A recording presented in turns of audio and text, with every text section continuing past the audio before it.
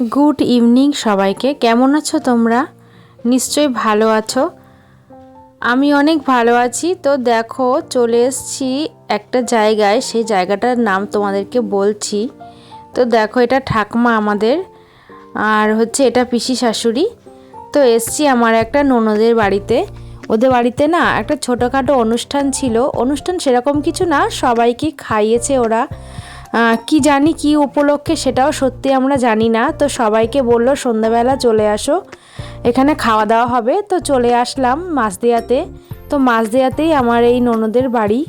তো দেখো, আসলাম, এসে তো দেখছি সবাই চলে এসছে। আমার কাকা শ্বশুররা আছে, আবার পিসি শাশুড়িরাও আছে, সবাই এসছে। তো খাওয়া দাওয়া হলো এখানে।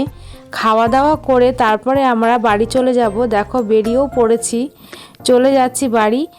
এত অন্ধকার দেখতেই পাচ্ছ। আর বাজে কটা বলো তো? 11:30। আমরা রাস্তা দিয়ে হাঁটছি, দুই দাদা আর কাকা আছে রাস্তায়, আর কেউ নেই, আমরাই হাঁটছি রাস্তা দিয়ে। স্টেশনটাও পুরোটা ফাঁকা।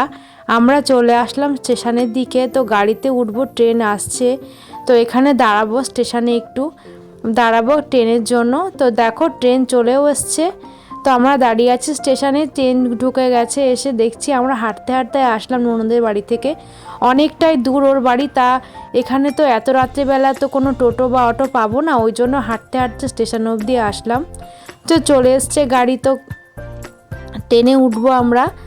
দেখতেই পাচ্ছ ট্রেনটাও পুরোটাই ফাঁকা, একদম ফাঁকা। দেখতে পাচ্ছ, মনে হচ্ছে না ট্রেনটা আমরা নিজেরাই বুক করে যাচ্ছি। মনে হচ্ছে, দেখো কেমন মনে হচ্ছে বলো তো, ট্রেনটা আমরাই বুক করে যাচ্ছি, আর কেউ নেই ট্রেনে, আমরা তিনজন। দেখতে পাচ্ছ আর একজন আছে আমাদের সাথে, হয়তো আমাদের ওখানেই নামবে। তো একজন দাঁড়িয়ে আছে ট্রেনের ভিতরে, সব ফাঁকা, আর আমরাই তিনজন, আর উনি দিয়ে চারজন রয়েছি। তো দাদা ভাই একটু ফোনে ব্যস্ত আছে, ফিরে আসবো নেক্সট ভিডিও নিয়ে। আজকের মতো টাটা, গুড নাইট সবাইকে।